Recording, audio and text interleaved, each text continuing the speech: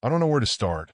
Maybe at the beginning, maybe at the moment when my life, as I knew it, began to crack. My name is Ryan. I'm 35, married to Emily for 8 years, and until recently, I thought I was living the life every man dreams of. But then little things started to feel off. It began with Emily staying late at work more often than usual. She's a marketing manager and has always had a demanding job, so I didn't think much of it at first. But lately, her excuses felt rehearsed. There's a big campaign coming up, she'd say, or we're behind on deadlines. And then there was the gym. Emily has never been one to care about fitness, but suddenly she was hitting the gym 3, sometimes 4 times a week. She said she wanted to feel healthier, and I supported her, but something didn't sit right with me. It wasn't just her schedule that changed, it was her attitude. She became distant, her laughter less frequent. We stopped having those deep, late-night talks we used to enjoy. Instead, she'd come home exhausted, shower, and retreat to the bedroom without even saying goodnight. I wanted to believe it was just stress. That's what I told myself for weeks. But there was this nagging feeling in my gut, this weight that wouldn't let up. I couldn't shake the thought. Was she hiding something? I need advice. I don't know if I'm overthinking or if my intuition is onto something. What would you do if you felt the person you love most was slipping away from you? I couldn't pinpoint when Emily began slipping away from me. It wasn't one big moment, but a series of small, almost imperceptible changes. At first, I chalked it up to life being busy. I mean, who hasn't felt stretched thin now and then? But now, looking back, it feels like I should have noticed sooner. It started with the gym. I still remember the day she came home wearing brand new workout gear. Tight leggings, a bright sports bra, and that kind of confidence she hadn't shown in years. She looked incredible, don't get me wrong, but Emily had always rolled her eyes at gym culture. She hated the idea of sweating around strangers and found it boring. So when she started going regularly, I was surprised but supportive. Good for her, I thought. Maybe this was her way of finding a new passion or getting out of a rut. Then came the late nights at work. She used to text me when she was working overtime, sending little updates like, "Don't wait up," or "Bring me something sweet for when I get home." But now, her texts were short, almost cold. When she got home, she barely said a word. If I asked how her day was, her answer was vague. Busy, you know how it is. No details. Just the wall. There were moments that gnawed at me, like when I found her gym bag by the door one evening, even though she said she'd gone that morning. Or when she missed our dinner with friends because she had to stay late, only for her to come home smelling like perfume, stronger than her usual kind. She claimed she'd spritzed herself with a sample at work, but my gut told me otherwise. And then there was Tom, my best friend since college. He'd been acting off too distant, distracted, and dodging my calls. Tom's always been my go-to guy, the one I could talk to about anything, so his sudden radio silence felt like a betrayal. I couldn't help but wonder if these two things, Emily's behavior and Tom's avoidance, were somehow connected. Maybe I'm paranoid. Maybe I'm turning molehills into mountains. But damn it, when your wife starts pulling away and your best friend stops picking up the phone, what are you supposed to think? I need to figure out what's going on before I drive myself crazy. The doubts clawed at me, relentless and growing louder with every passing day. At first, I tried to convince myself that I was just being insecure, reading into things that weren't there. But it became harder to ignore the signs.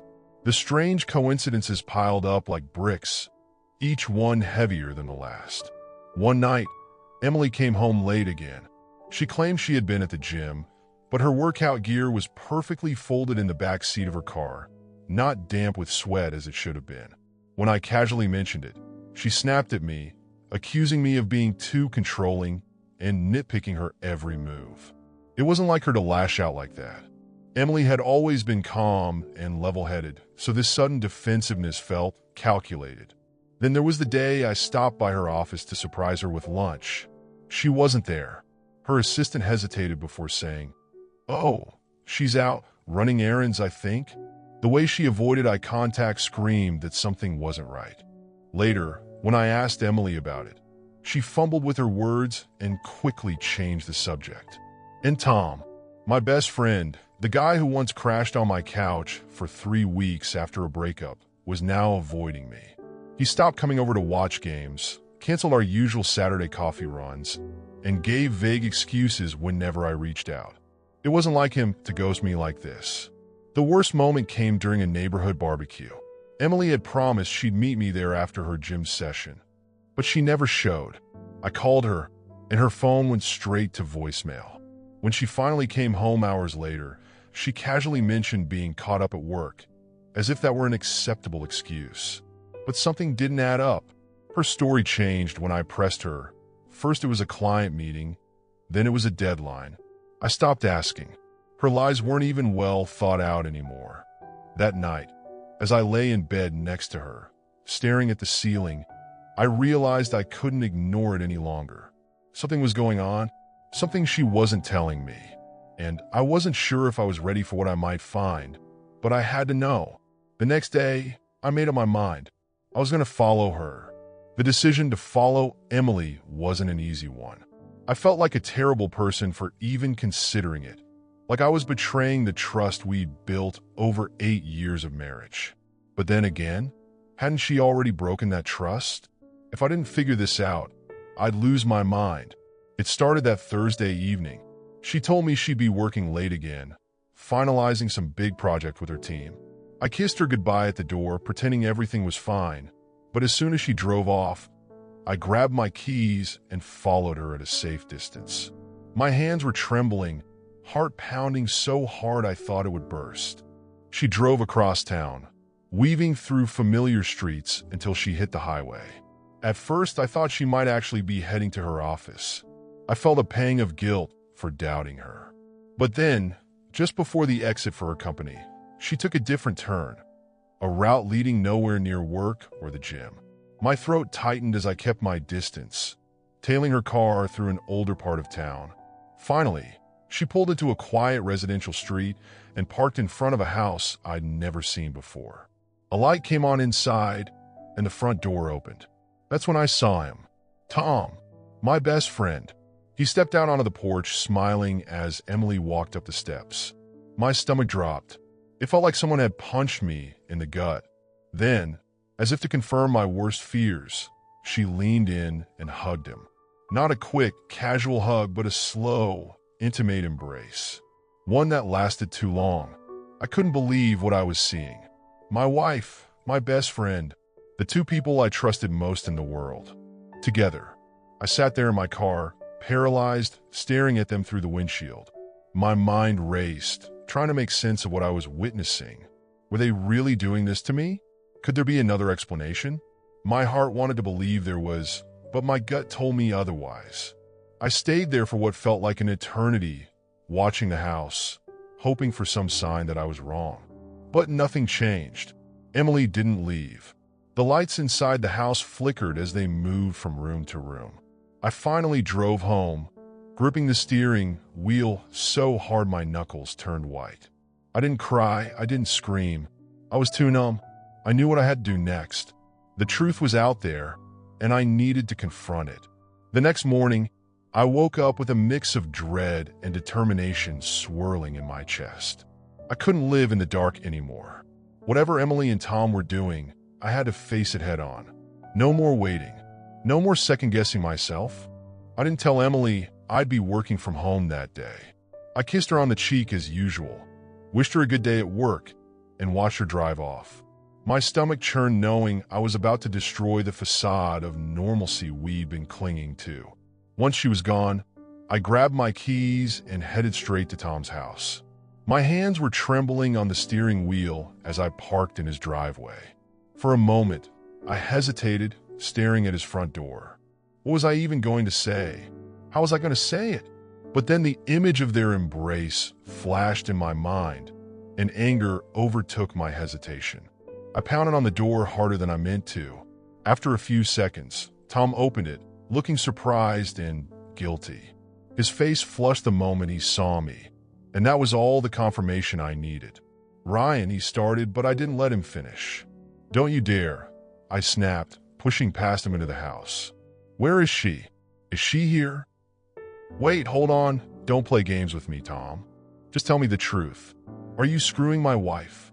My voice cracked with emotion, a mix of rage and desperation.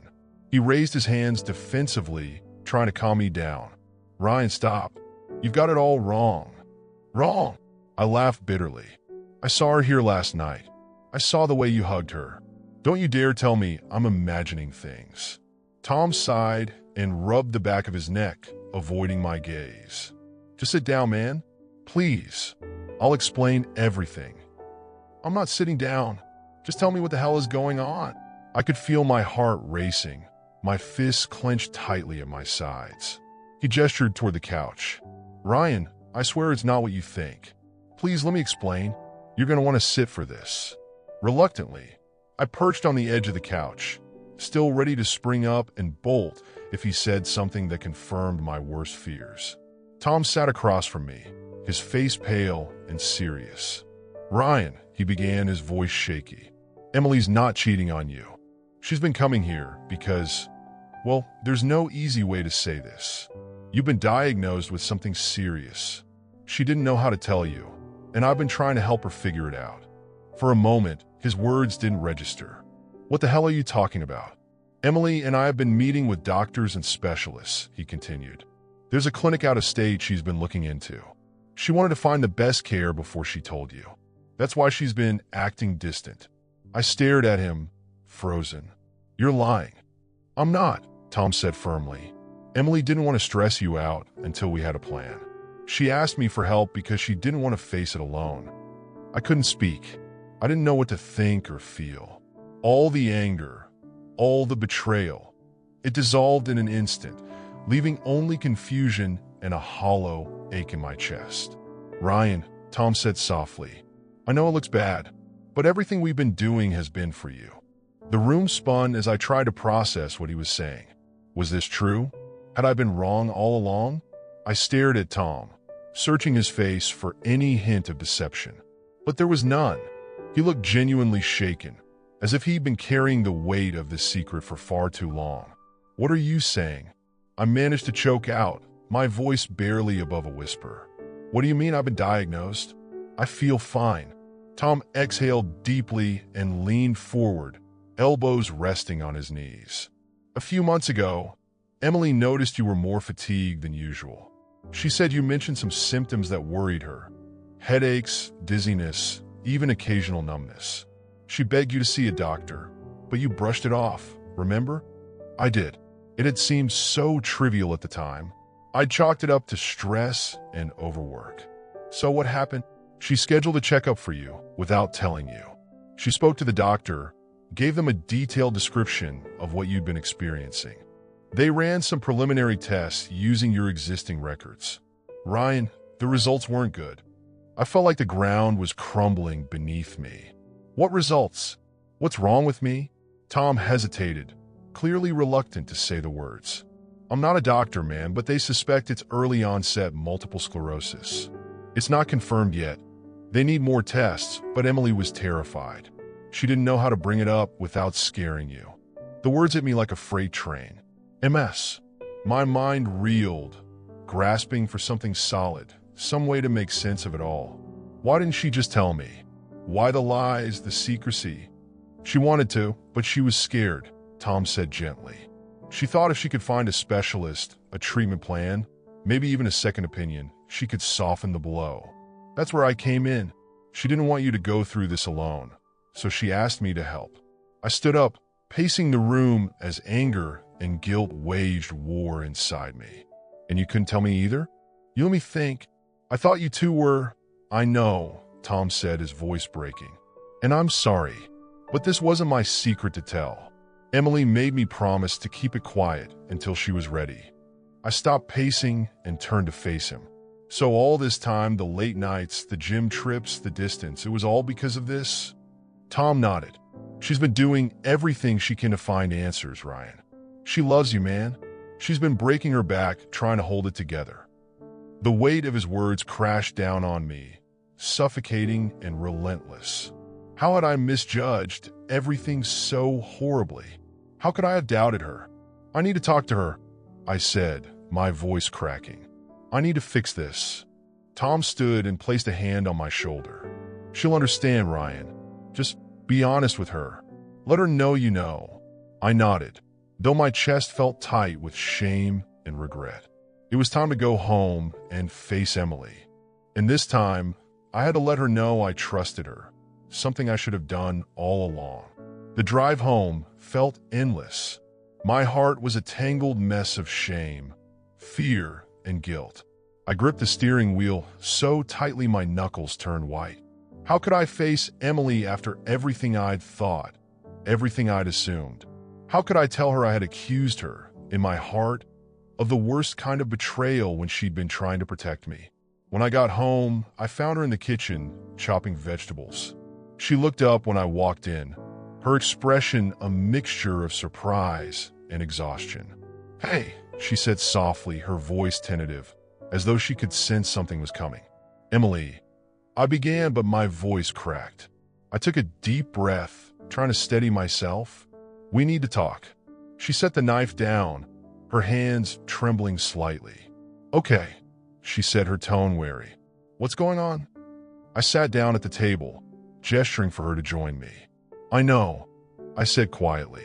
Her brow furrowed. "Know what? About Tom? About the doctor? About me?" The words felt heavy as they left my mouth, like they carried the weight of all the doubts and fears I'd been holding on to.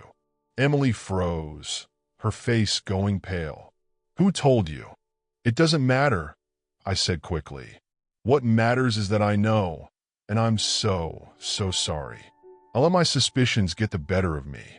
I thought you and Tom were having an affair." Her eyes widened, and she shook her head vehemently. "No, Ryan. Never. I would never do that to you." "I know," I said, my voice breaking. "I know that now. I saw you with him, and I jumped to the worst possible conclusion. I should have trusted you. Instead, I let my fears take over, and I've been acting like a paranoid fool." Tears welled up in her eyes, and she reached across the table, taking my hands in hers. "Ryan, I'm so sorry. I should have told you. I didn't mean to shut you out, but I was terrified. I didn't know how to tell you without making you panic.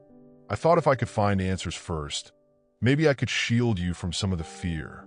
Her voice cracked, and a tear rolled down her cheek. "I just wanted to protect you." I squeezed her hands tightly, tears blurring my vision. "Emily, I don't care about the diagnosis right now. What matters is us. I should have been there for you, instead of doubting you. Can you forgive me?" She stood up and walked around the table, pulling me into a tight embrace. "There's nothing to forgive," she whispered. "We're in this together. Always." We held each other for what felt like forever, the weight of the last few months lifting off our shoulders. There was still so much to process, so much to face, but for the first time in weeks, I felt like we could handle it.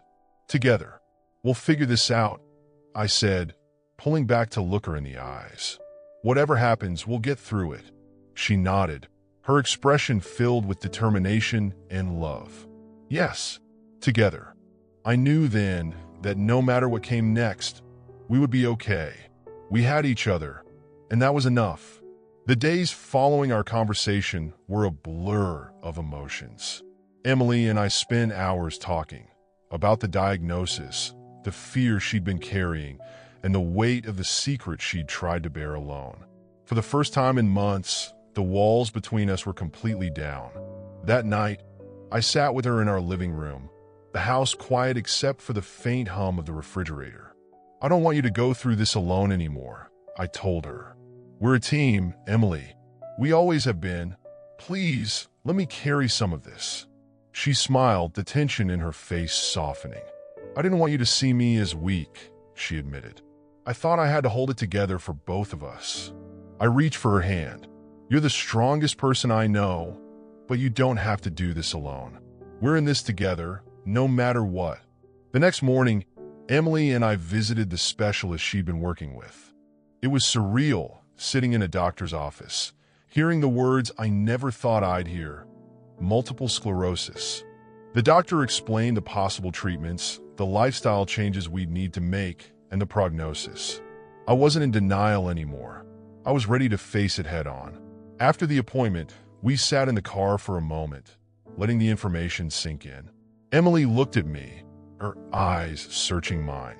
"Are you scared?" "Terrified," I admitted, but not because of the diagnosis.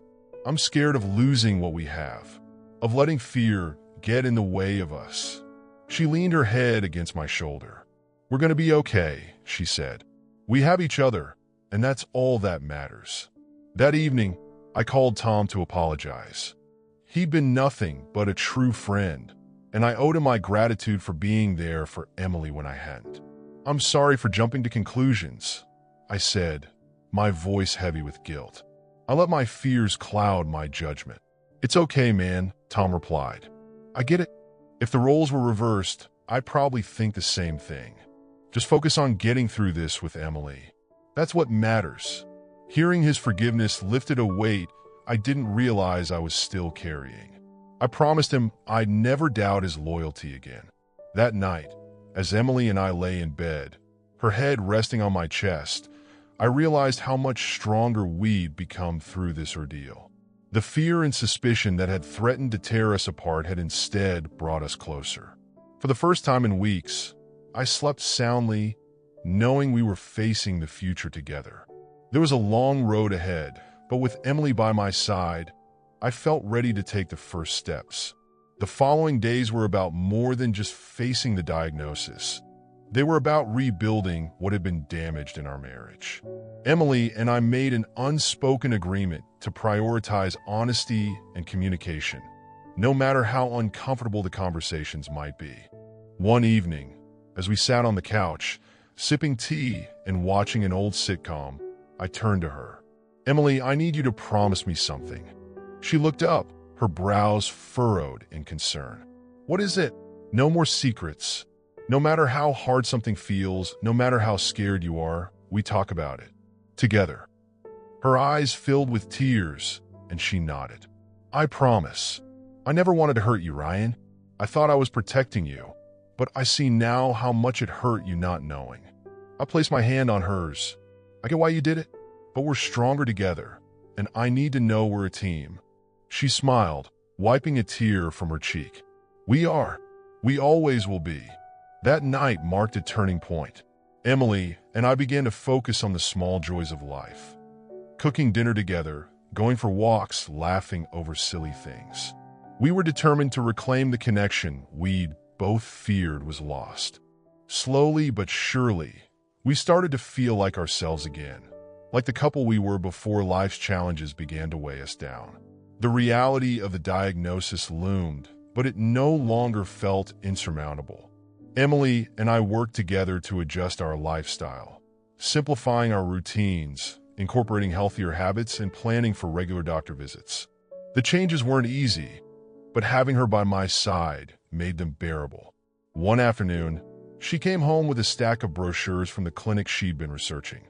"They have some incredible programs," she said, her voice tinged with cautious optimism. "Physical therapy, support groups, even experimental treatments." I took the brochures from her and flipped through them. "Let's look into it all," I said. "Whatever it takes, we'll do it." Emily's face softened, and she reached for my hand. "Thank you for being so strong." I shook my head. "I'm only strong because I have you." We decided to attend a seminar at the clinic, eager to learn more about the resources available. It was the first time we publicly acknowledged the diagnosis, and while it felt daunting, it was also empowering. Sitting in that room with other couples who understood what we were going through reminded us that we weren't alone. As we worked through the emotional aftermath, I made it a point to repair my friendship with Tom. He had been there for Emily when I wasn't, and I owed him not only an apology but also my gratitude. We met for coffee one morning, the awkward tension between us palpable at first.